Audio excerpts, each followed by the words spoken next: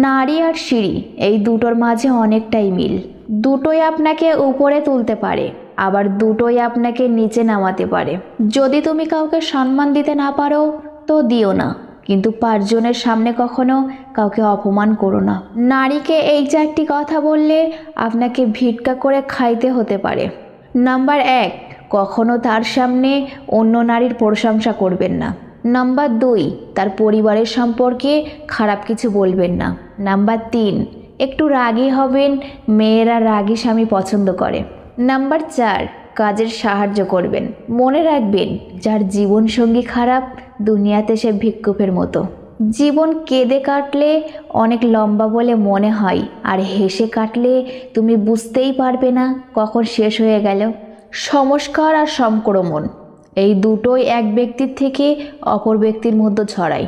কাজ করার সময়ে বা বয়সে আরাম করলে, আরাম করার সময়ে বা বয়সে তোমার কাজ করতে হবে। তাই সময় ও বয়সকে কাজে ব্যয় করো, অকাজে নয়। এই পৃথিবীতে লোক বুদ্ধি নিজের কাছে আর ধন অন্যের কাছে বেশি আছে বলে মনে করে। এই পৃথিবীতে যেমন ভালো মানুষ আছে তেমনি খারাপ মানুষও আছে। ভালো মানুষের মধ্যেও যেমন কিছু খারাপ গুণ আছে, তেমন খারাপ মানুষের মধ্যেও কিছু ভালো গুণ আছে। যেমন মন চাই তুমি তেমন জীবন কাটাও, কিন্তু এমন কাজ কখনো করো না যাতে লোকে তোমার বাবা মায়ের দিকে আঙুল ওঠায়। আপন মানুষ শত্রু হলে যুদ্ধে জেতা অসম্ভব। সত্যিই খুব কঠিন নিজের মধ্যে অনুভূতিগুলো অন্য কাউকে বোঝানো।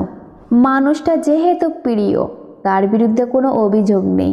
তোমাকে আর আমার হতে হবে না। তুমি যাকে ভালোবাসো তুমি তারই হও। ভালোবাসা আর মৃত্যু দুটোই নিয়ন্ত্রণবিহীন। অতীতে একজন এসে নিয়ে যায় মন, আর একজন এসে নিয়ে যায় জীবন। যে সুখের আশায় দুঃখ দিলে, প্রার্থনা করি সেই সুখ যেন কোনোদিন তোমার দুঃখ না দেয়।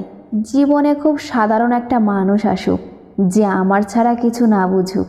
এই শহরে প্রতি রাতেই বর্ষা নামে, কোথাও ভেজে মাটি, কোথাও ভেজে বালিশ, আর কোথাও ভেজে জায়নামাজ। ভালো নেই তাতে কি, ভালো থাকার অভিনয় তো শিখে গেছি। অপেক্ষায় আছি সুন্দর এবং শেষ একটা ঘুমের। হতাশা, শূন্যতা, ব্যস্ততা, ছটপট করা মস্তিষ্ক আজ ভীষণ ক্লান্ত। আমি মরে গেলে আমার গল্পটা পড়ে দেখো, পুরোটা জুড়ে তুমি ছিলে। বিচ্ছেদের বোঝা হয়, যন্ত্রণা সইতে পারে কজন। পাশে হাঁটলেই কাছের হয় না। মনের টান থাকলে কখনো বিচ্ছেদ হয় না। স্বপ্ন দুজনের হলে কখনো অপূর্ণ থাকে না। তোমার শূন্যতা তো আমি কাউকে খুঁজে নাই, তুমি কেন অন্য কারো হয়ে গেলে? না কারোর অভাবে, না কারোর প্রভাবে, এ জীবন তোমার বাঁচো নিজের স্বভাবে।